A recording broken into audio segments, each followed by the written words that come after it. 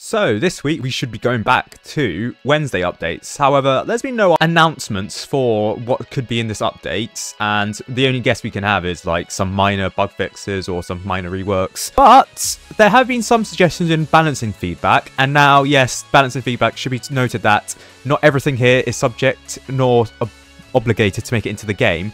Just because an idea was really popular does not mean it will make it into the game as a final product. So here, it is just the testers or balancers asking people whether or not some ideas are good, if people want to see some ideas, and even if an idea is popular, it does not mean it's going to make it into the main game. So do bear that in mind when I'm talking about this. With that being said though, they have kind of listened to people. So for example here, people have said, would you be interested in a combination of the ideas for the Sledger, so an area of effect tower, so make the Sledger a jack of all trades, all game potential with solid stalling and great AoE, or focus specifically on a mid to late game potential, and they would like to clarify that does not mean it will have high DPS, rather it will play like a strong late game area of effect tower, something similar to the Electroshocker. And I mean, like, the Sledger is kind of like an area of effect tower. I think it's actually more of a single stalling tower though, because it can slow down up to 80% per hit, and the max hits doesn't get up to like 5 until level 2 and then 7 at level 5,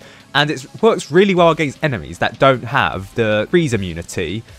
Like, it does do hordes okay-ish, but I think it's better on specifically high health, no freeze enemies. Sorry, the enemies that do not have the no freeze immunity. So not a great boss, but it is a late game, so mid to late game tower, which is kind of what these testers were going for in level 2, in the second response, not the first response. So with that in mind, they have asked which tower needs the buff the most, and people have said the Necromancer, Paintballer, Mortar, and then Golden Scout. Now, the Necromancer was in all caps because the testers are suggesting that the Necromancer wants to be the next one, but like I said, it is a bit biased because the Necromancer is in all caps, so there's a bit of a bias there. It says fun poll that may or may not decide what tower gets buffed next. Golden Scout and Necromancer were rolling out there for a second. So here it is very obvious, 63%, so even the majority think that the Necromancer should be buffed first, then the Golden Scout, then the Paintballer, then the Mortar. I think the Mortar's fine where it is. Like, don't change the Mortar. Mortar's fine. Like, come on. Like,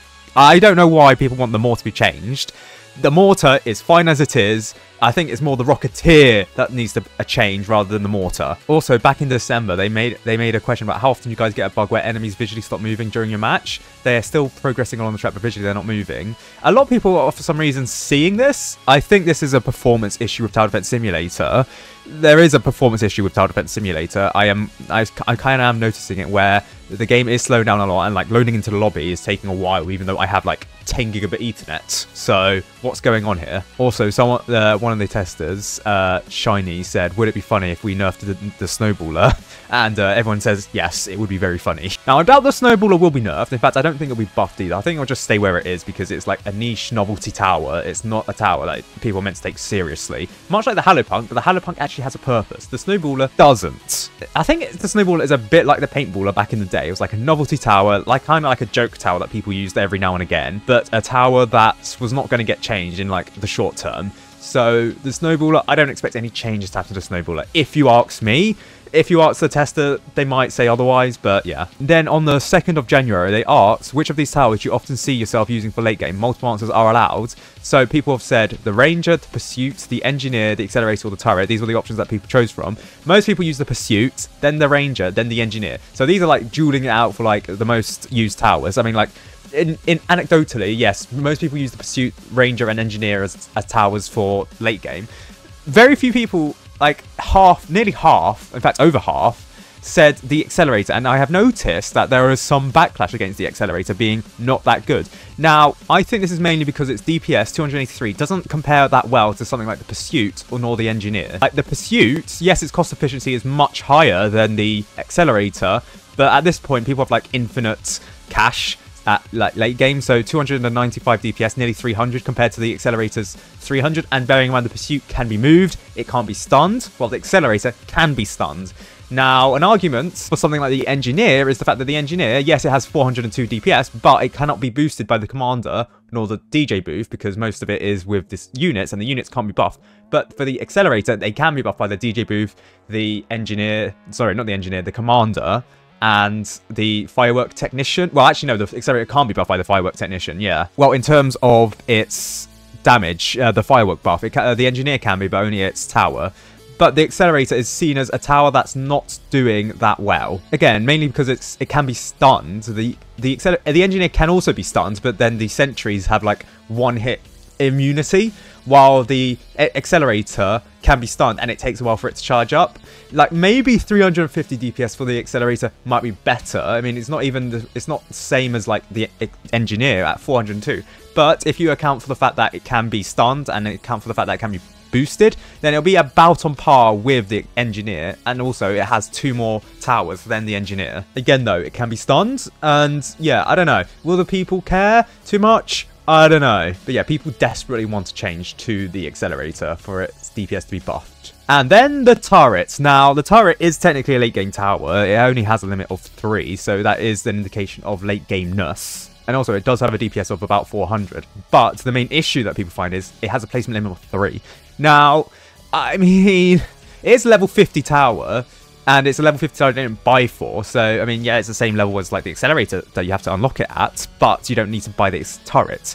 I don't know. Would it be buffed? I don't know. I would like its placement limit to be like 5, ideally. Because then 5, it's still less than the Engineer, but it does have a higher DPS than the Accelerator, and also its long range makes it quite good. And the fact that it can't be debuffed unless you're stupid and choose the XR 500 skin. So ideally, I would want this, like, I don't think any changes need to be made to the turret. I just want its placement limit to be increased to 5. And then, like, its cost efficiency is not as good as Accelerators, but it's buffed by the fact that it has higher DPS than the Accelerator, even with the change that I suggested. And its placement limit is also lower than the Accelerator. But that's what I think, personally. And then of the 3 main gem towers, which one feels weakest for its respective role? People have said the Accelerator. The Brawler and the Engineer, like, people said, like, I personally think the Brawler should be slightly better.